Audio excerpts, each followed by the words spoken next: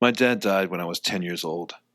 He was a troubled guy, an angry guy, an ex-con. And if he hadn't died, he was probably headed back to prison for trying to kill somebody.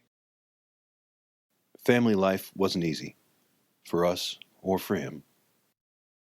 I have few real visceral memories of the man, but I know I loved him.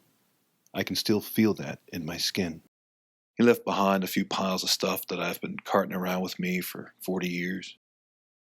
Then when I became a dad myself, with sons of my own who were almost as old as I was when he died, it started looking like a good time to unpack some of the baggage. There's a box of his old stories. There's an old silver bracelet of his.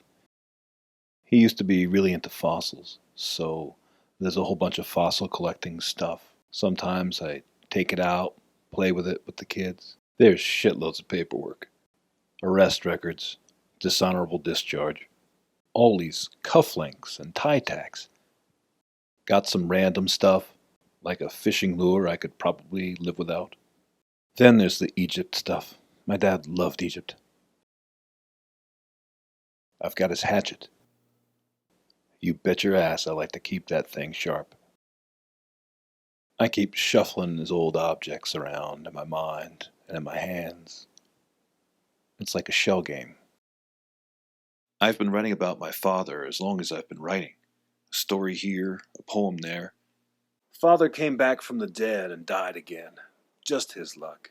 I've wanted to make a book out of it, but there was no way to pick just one story and tell it from beginning to end, because there were too many stories, and they didn't end.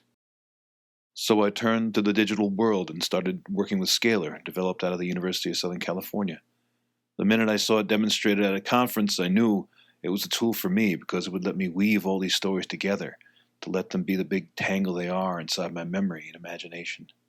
Digital tools allow me to preserve the labyrinthine way that my father's stories and mine are interconnected. That labyrinth is full of ways my father shaped me, of things we shared, or that I wish we'd shared. Daddy Labyrinth has been a hard project to create. It makes me face my faults all the time, even though I'd rather not. Don't have kids, you got bad blood. I grew up working class. What would happen if the Minotaur came to get me? It's a little like psychotherapy, except I don't know where I'm going and I don't know what I'm doing. And with any luck, that effort takes me to a place of healing and peace. My sons are in this book too, because they're stuck in the labyrinth with me. We've all got to get out together. They'll help me as much as I'll help them.